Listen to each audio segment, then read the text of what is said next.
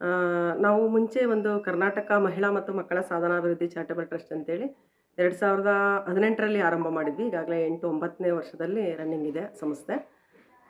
ಮೊದಲು ನಾವು ಸುಮ್ಮನೆ ನಾನು ಸಾಮಾಜಿಕವಾಗಿ ನನ್ನನ್ನು ನಾನು ತೊಡಗಿಸ್ಕೊಂಡಿದ್ದೆ. ಜೊತೆಗೆ ಹುಟ್ಟಿದಾಗಿಂದನೂ ಕೂಡ ನಮಗೆ ಇದು ಒಂದು ಥಾಟ್ಸ್ ಇತ್ತು ನನಗೆ. ಏನಾದರೂ ಒಂದು ನಿರ್ಗತಿಕರಿಗೆ, ನಿರಾಶ್ರಿತರಿಗೆ, ಅಬಲೆಯರಿಗೆ ಏನಾದರೂ ಒಂದು ಸಹಕಾರ, ಸಹಾಯ ನನ್ನಿಂದ ಆಗಬೇಕು ಅನ್ನೋದು ಒಂದು ಭಾವನೆ ಯಾವಾಗಲೂ ಶಾಲಾ ದಿನಗಳಲ್ಲೂ ಕೂಡ ನನಗಿತ್ತು. ಇಂಥದ್ದನ್ನೇ ಮಾಡಬೇಕು ಅಂತ ನಾನು ಆಯ್ಕೆ ಮಾಡ್ಕೊಂಡೆ. ಜೊತೆಗೆ ನನ್ನನ್ನು ನಾನು ಸಂಪೂರ್ಣವಾಗಿ ಇದಕ್ಕೆ ಅರ್ಪಣೆ ಮಾಡ್ಕೊಂಡಿದ್ದೀನಿ. ಸರ್ಕಾರದ ಯಾವುದೇ ಸವಲತ್ತುಗಳು ಕೂಡ ನಮ್ಮ ಆಶ್ರಮಕ್ಕೆ ಇಲ್ಲ. ಎಲ್ಲ ದಾನಿಗಳ ಸಹಕಾರದಿಂದನೇ ನಡೀತಾ ಇದೆ. ನಮಗೆ ಆರಂಭದಲ್ಲಿ ನಾನು ಸಾಕಷ್ಟು ಸರ್ಕಾರದೊಟ್ಟಿಗೆ ಓಡಾಡಿದೆ. ಅಟ್ಲೀಸ್ಟ್ ನಮಗೆ ಜಾಗನಾದರೂ ನಮಗೆ ಕೊಟ್ಟರೆ ನಾವು ಒಂದು ಕಟ್ಟಡ ಕಟ್ಕೊಳ್ತೀವಿ ಅಂತೇಳಿ ಮುಂಚೆ ಬಾಡಿಗೆ ಕಟ್ಟಡದಲ್ಲಿ ಸಂಸ್ಥೆನ ರನ್ ಮಾಡ್ತಾ ಇದ್ವಿ. ಅದು ಬಿಡಬಾರ್ದಲ್ವಾ, ಮತ್ತೀಗ ನಾವು ಬಾಡಿಗೆನಲ್ಲಿ ನಡೆಸ್ತಿದ್ರು ಕೂಡ ಅಲ್ಲಿ ಕೂಡ ಸಾಕಷ್ಟು ಸವಾಲುಗಳು ಬಂದವು. ಅವರು ಬಿಟ್ಟು ಹೋಗ್ಲಿ ಇಲ್ಲಿಂದ ಇದನ್ನು ಮಾಡಲಿ ಅಂತೇಳಿ ಸಾಕಷ್ಟು ತೊಂದರೆಗಳನ್ನು ಕೊಟ್ಟರು.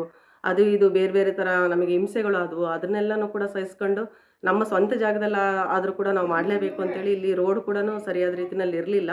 ಅದನ್ನೆಲ್ಲದನ್ನು ಕೂಡ ನಾವು ಮಾಡ್ಕೊಂಡು ಮತ್ತು ಇಲ್ಲಿ ಕಾಂಪೌಂಡ್ ವ್ಯವಸ್ಥೆನೂ ಮಾಡ್ಕೊಂಡು, ಯಾಕೆಂದರೆ ಮುಂಚೆ ನಮಗೆ ಅಲ್ಲಿ ಬೇರೆ ಜಾಗದಲ್ಲಿದ್ದಾಗ ಯಾವ್ಯಾವ ರೀತಿ ಸವಾಲುಗಳನ್ನು ಎದುರಿಸಿದ್ವಿ. ಇವರು ಮಾನಸಿಕವಾಗಿ ಸದೃಢ ಇರಲ್ಲ ಇವ್ರು ಯಾರು ಕೂಡ. ಬೀದಿ ಬದಿನಲ್ಲಿರ್ತಾರೆ, ಬೇರೆ ಬೇರೆ ಎಲ್ಲೆಲ್ಲಿಂದನೋ ಬಂದಿರ್ತಾರೆ. ಇವ್ರನ್ನ ಸಂಪಾದಿಸೋದು ಅಂದರೆ ನಮಗೂ ಕೂಡ ಭಾಳ ಕಷ್ಟದ ಕೆಲಸ. 18ರಲ್ಲಿ ಆರಂಭ ಮಾಡಿದ್ದು, ಈಗ 8-9ನೇ ವರ್ಷ ಇದಾಗಲೇ. ಇವರು ಕೊನೆ ಚಾಕುಗಳೆಲ್ಲ ಇಟ್ಕೊಂಡಿರ್ತಾರೆ, ಬ್ಲೇಡುಗಳೆಲ್ಲ ಇಟ್ಕೊಂಡಿರ್ತಾರೆ.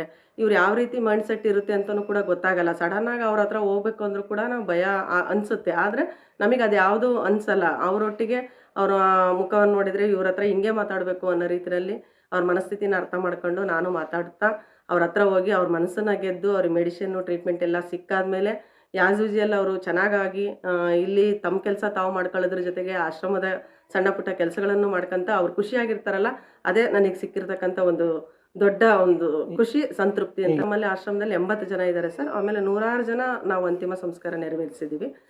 ಯಾರು ಕೂಡ ಅವರಿಗೆ ಸಂಬಂಧಪಟ್ಟವರು, ಸಂಬಂಧಿಕರು ಯಾರು ಕೂಡ ಇರಲ್ಲ. ಅವರು ಇರದೇ ಇರೋ ಕಾರಣ ನಾವೇ ಅದನ್ನು ಈಗಾಗಲೇ ಹೆಚ್ಚು ಕಡಿಮೆ ಒಂದು 150ವರೆಗೂ ನಾವು ಅಂತಿಮ ಸಂಸ್ಕಾರ ನೆರವೇರಿಸಿದ್ದೀವಿ. ಅವರು ಆಮೇಲೆ ಸಹಕಾರದ ಮುಖಾಂತರವಾಗಿ ವರ್ಷದಲ್ಲಿ 1 ತಿಂಗಳು 2 ತಿಂಗಳು ಅವರು ನಮಗೆ MSW ಸ್ಟೂಡೆಂಟ್ಸ್ಗಳು, ಕಾಲೇಜ್ ಸ್ಟೂಡೆಂಟ್ಸ್ಗಳು ಹೆಲ್ಪ್ ಮಾಡ್ತಾರೆ ಸರ್. ಅವರೇ ಒಂದು ಸ್ವಯಾರ್ಜಿತವಾಗಿ ಫೀಲ್ಡಿಗೆ ಹೋಗ್ಬಿಟ್ಟು ತಮ್ಮ ಸಹಕಾರ ಕೊಡೋದ್ರಿಂದ ಯಶಸ್ವಿಯಾಗಿ ಸಂಸ್ಥೆ ನಡೀತಾ ಇದೆ. ಮನಸ್ತೃಪ್ತಿಯಾಗಿ ಕೆಲಸ ಮಾಡ್ತೀವಿ. ಇಲ್ಲೇ ಎಲ್ಲ ವ್ಯವಸ್ಥೆ ಅಂತೂ ಐತೆ ಸರ್. ಆದರೆ ಬೇರೆದವರಿಂದ ಯಾಕೆ ಅನ್ನ ಪೋಲ್ ಮಾಡಬಾರ್ದು, ಇನ್ನೊಂದು ಕಡೆಯಿಂದ ಅನ್ನ ತಂದು ಇಲ್ಲೇ ಬರ್ತ್ಡೇ ಪಾರ್ಟಿ, ಆಮೇಲೆ ವೆಡ್ಡಿಂಗ್ ಆ್ಯನಿವರ್ಸರಿ ಏನೇ ಇದ್ದರೂ ಇಲ್ಲೇ ಬಂದು ಮಾಡ್ಕೊಳಕ್ಕೆ ವ್ಯವಸ್ಥೆ ರಿಕ್ವೆಸ್ಟ್ ಮಾಡಿ ಇಲ್ಲೇ ಮಾಡ್ಸೋಕ್ಕೆ ವ್ಯವಸ್ಥೆ ಮಾಡ್ತೀವಿ ಸರ್. ಆದರೆ ನಾವು ಇದರಲ್ಲೇ ಒಂದು ತೃಪ್ತಿ ಅಂತೂ ಕಾಣ್ತಾ ಇದ್ದೀವಿ ಸರ್. ನಾವು ಅವ್ರಿಗೆ ಏನಾರು ತಂದು ಕೊಡೋದು ಅದು ಇದು, ಆಮೇಲೆ ಅವ್ರ ವ್ಯವಸ್ಥೆ ನೋಡ್ಕೊಳೋದು, ಇಂಥವು ಇಲ್ಲ ಈ ಊಟದ ತಟ್ಟೆ ಕೊಡೋದು, ಆಮೇಲೆ ಏನಾರ ರೇಷನ್ ತರೋದಿದ್ರೆ ಹೋಗಿ ತೊಗೊಂಬಂದು ಕೊಡೋದು, ಇದನ್ನ ಓಡಾಡೋ ಕೆಲಸ, ಹೊರಗಿನ ಕೆಲಸ ಜಾಸ್ತಿ ಮಾಡ್ತೀವಿ ಸರ್. ನಾನು ಒಬ್ಬನೇ ಇದ್ದೀವಿ. ನಮ್ಮ ಫ್ರೆಂಡ್ ಇಲ್ಲಿ ಟೋಟಲ್ ಮಂದಿ 80ರಿಂದ 85 ಜನ ಇದ್ದಾರೆ ಸರ್. ನಾನು ನಮ್ಮ ಫ್ರೆಂಡು ಇಬ್ಬರು ಇಲ್ಲಿಂದ ಕೆಲಸ ಮಾಡ್ತೀವಿ. ಬೆಳಗ್ಗೆ ತಿಂಡಿ ಐತಿ, ಮಧ್ಯಾಹ್ನ ಊಟ, ಸಾಯಂಕಾಲ ಟೀ, ಬೆಳಗ್ಗೆ ಟೀ, ಮಧ್ಯಾಹ್ನ 2 ಟೈಮ್ ಟೀ ಕೊಡ್ತೈತಿ. ಮನಸ್ಸು ನೆಮ್ಮದಿಗೋಸ್ಕರ ಬಂದ ಬಿಜಾಪುರ ಡಿಸ್ಟಿಕ್ಕು.